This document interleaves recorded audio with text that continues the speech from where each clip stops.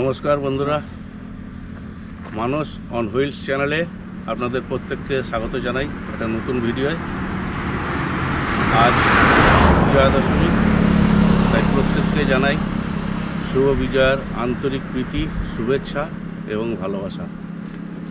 আশা করি সকলে ভালো আছেন।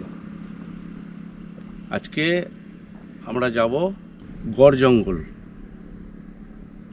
এই মুহূর্তে আমরা রয়েছি কাঁকসার জঙ্গলে।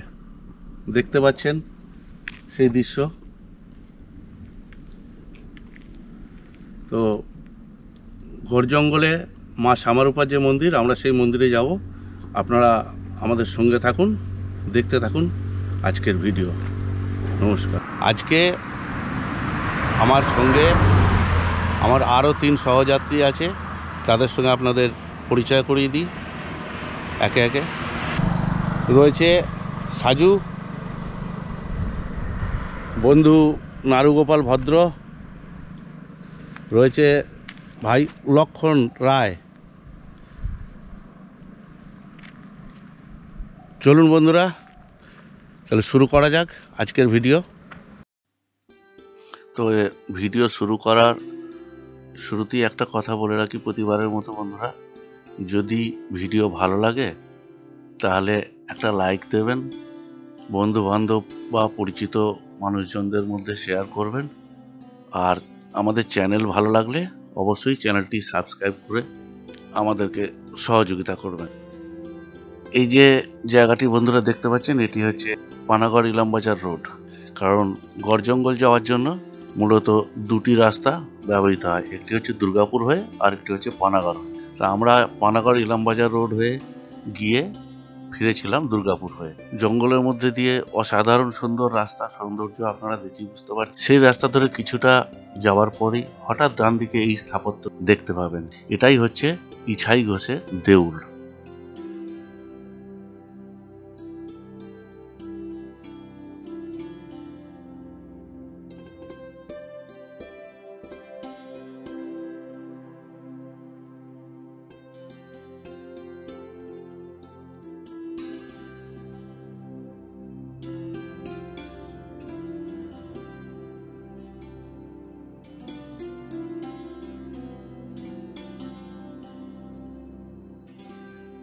আর ইছাই ঘোষের দেউলকে বাঁ হাতে রেখে ডান দিকে যদি আপনি যান, কিছুটা এগোলেই দেখতে পাবেন অজয় নদ। যদিও এই যে সামনের দৃশ্যটি দেখছেন, এটি হচ্ছে অজয় নদ। যদিও এখন দেখে বোঝার উপায় নেই যে এটি অজয় নদ, কারণ এখন জল একেবারেই কম। ছোটনাগপুরের মালভূমি থেকে উৎপন্ন যে সমস্ত নদী, তাদের যা বৈশিষ্ট্য, এক্ষেত্রেও তার ব্যতিক্রম নয়। নদীর এক কূল দিয়ে জল বয়ে গেছে, সরু ধারা বয়ে গেছে। অজয় নদের দর্শন সেরে আমরা এসেছিলাম দেউল পার্ক। দেউল পার্কে যদিও বন্ধুরা আমরা প্রবেশ করি, তবে এখানে বিভিন্ন রকম রাইডের ব্যবস্থা আছে, আমোদ প্রমোদের ব্যবস্থা আছে, আপনারা অবশ্যই যেতে পারেন।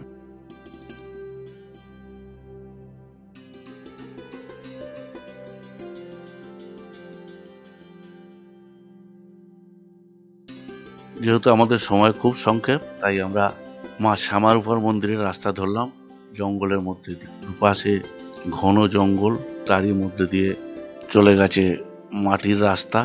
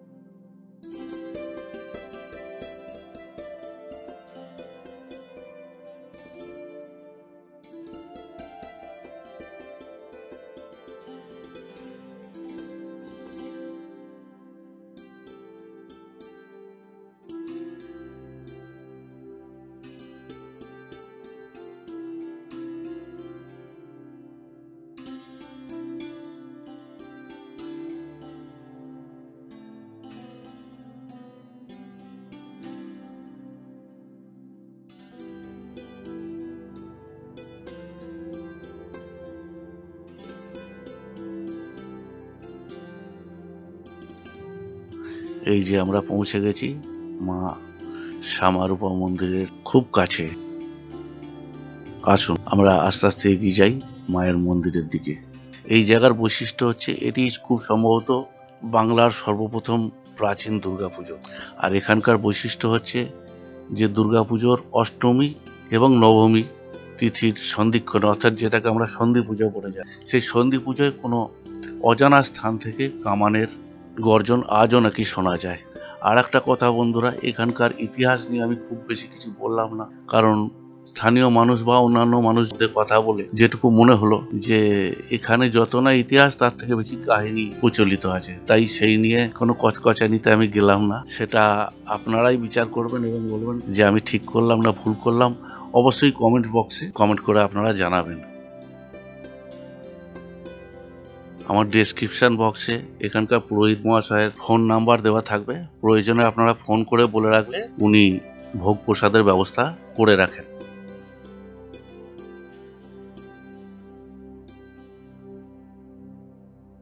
এটি হচ্ছে মা শ্যামারূপার মন্দির। ভেতরে দেখতে পাচ্ছেন ছোট্ট বিগ্রহ।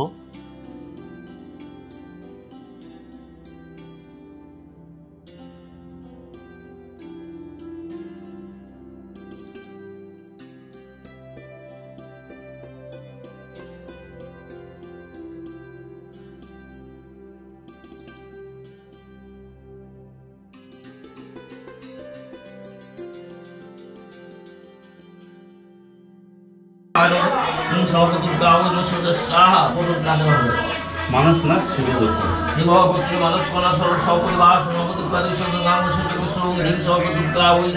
ওম জয়ন্তী মঙ্গলা কালী ভদ্র দুর্গা শিব শাসন সর্ববাধা বিনিমুক্ত সুতান্বিত মনসেন প্রসাদীন ভূষণ সন্তোষী সর্বদুর্গা ভারত।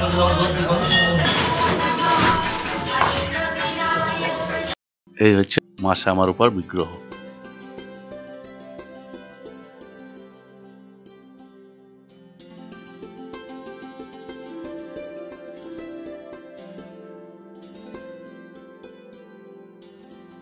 এই হচ্ছে প্রসাদ বিতরণ কেন্দ্র, জঙ্গলের মধ্যে মোটামুটি ব্যবস্থা।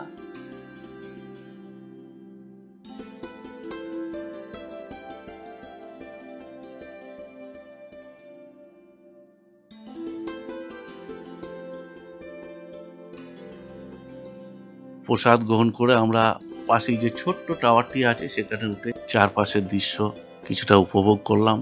আপনাদেরকেও দেখানোর চেষ্টা করছি সেই দৃশ্য।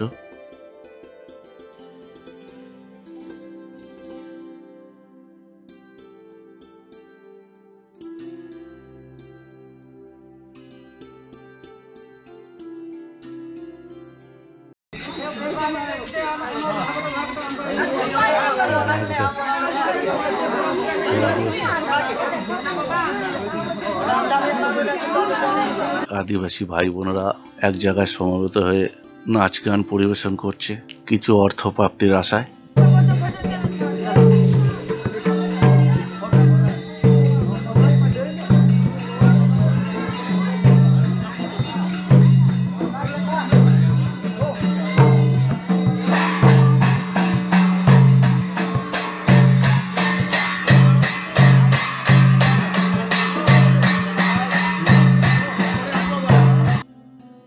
মা শ্যামারূপার দর্শন সেরে আমি এগিয়ে চললাম আমরা মেধামুনির আশ্রমের দিকে। প্রাচীন মেধামুনির যে আশ্রম, পায়ে পায়ে আমরা সেই এগিয়ে চললাম।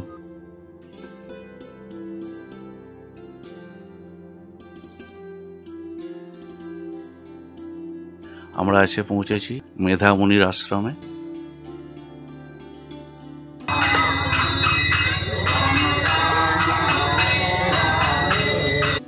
মেধামুনির স্ট্যাচু সামনেই দেখতে পাচ্ছেন, ডান দিকে যজ্ঞস্থল।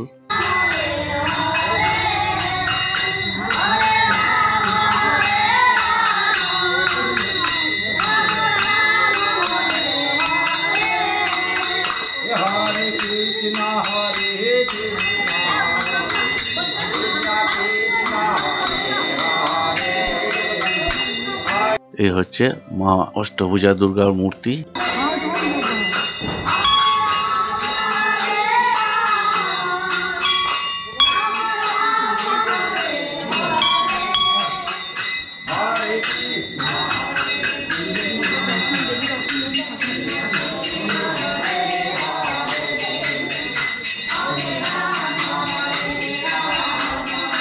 এটাই হচ্ছে প্রাচীন অষ্টভুজা মা দুর্গার মূর্তি।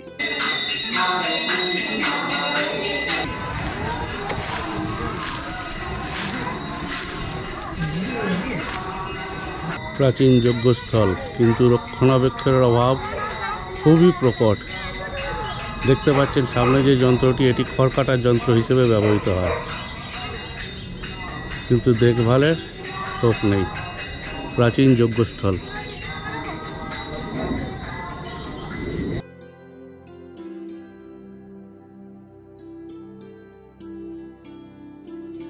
এটি হচ্ছে মেধামুনির আশ্রম, যা মেধাসাশ্রম নামেই বেশি পরিচিত।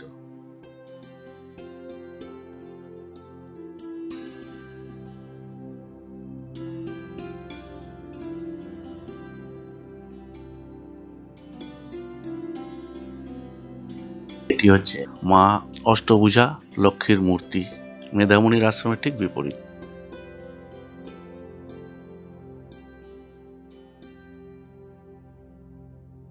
সামনে বিশাল আকারের তেঁতুল গাছ, এখানেই নাকি মেধামুনি ধ্যান করতেন।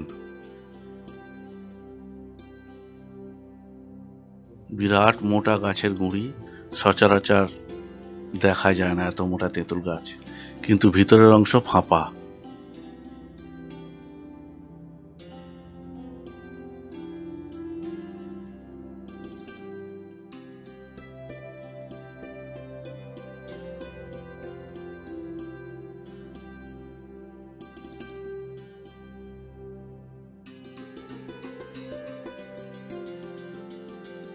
প্রাচীন গড় জঙ্গলের যে প্রাসাদ, তার ধ্বংসাবশেষ নাকি এই জায়গায় অবস্থিত ছিল।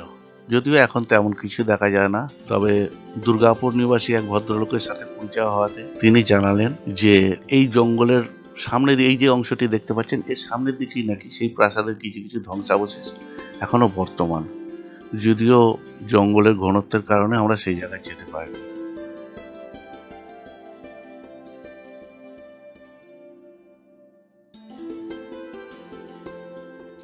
এই সমস্ত দর্শন করে বন্ধুরা এবার আমরা ফেরার পথ ধরলাম, আর আমাদের ফেরার পথ হচ্ছে দুর্গাপুর হয়ে।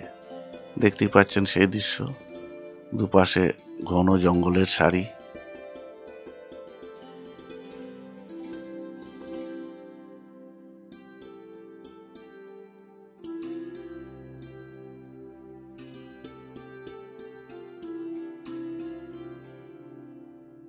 আনুমানিক 5 থেকে 6 কিলোমিটার জঙ্গলের মধ্যে দিয়ে এসে আপনি এই পাকা সড়কের দর্শন পাবেন। এই পাকা সড়ক ধরে আনুমানিক 11-12 কিলোমিটার গেলেই দুর্গাপুর।